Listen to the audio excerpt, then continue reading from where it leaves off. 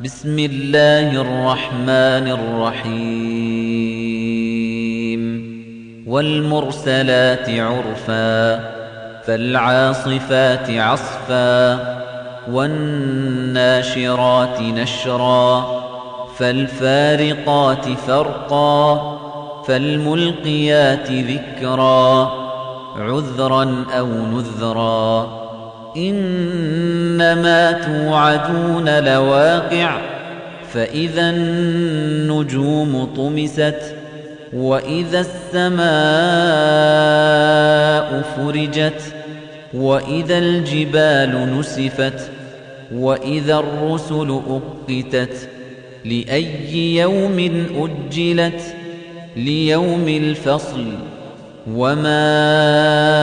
أدراك ما يوم الفصل ويل يومئذ للمكذبين ألم نهلك الأولين ثم نتبعهم الآخرين كذلك نفعل بالمجرمين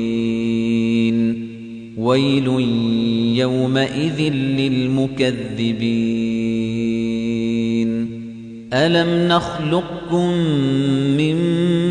ماء مهين فجعلناه في قرار مكين إلى قدر معلوم فقدرنا فنعم القادرون ويل يومئذ للمكذبين ألم نجعل الأرض كفاتا أحياء وأمواتا وجعلنا فيها رواسي شامخات وأسقيناكم ماء فراتا ويل يومئذ للمكذبين انطلقوا إلى ما كنتم به تكذبون انطلقوا إلى ظل ذي 3 شعب لا ظليل ولا يغني من اللهب إنها ترمي بشرر كالقصر كأنه جمالة صفر ويل يومئذ للمكذبين هذا يوم لا ينطقون ولا يؤذن لهم فيعتذرون ويل يومئذ للمكذبين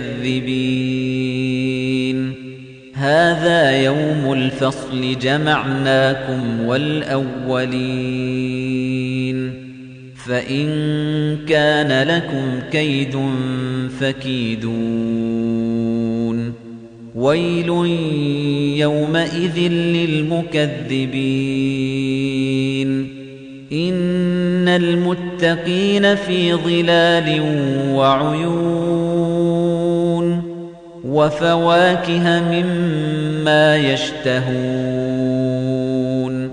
كلوا واشربوا هنيئا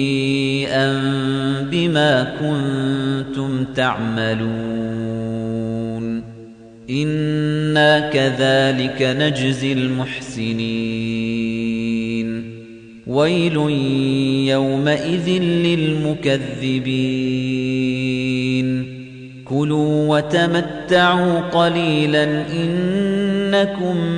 مجرمون ويل يومئذ للمكذبين وإذا قيل لهم اركعوا لا يركعون ويل يومئذ للمكذبين فبأي حديث بعده يؤمنون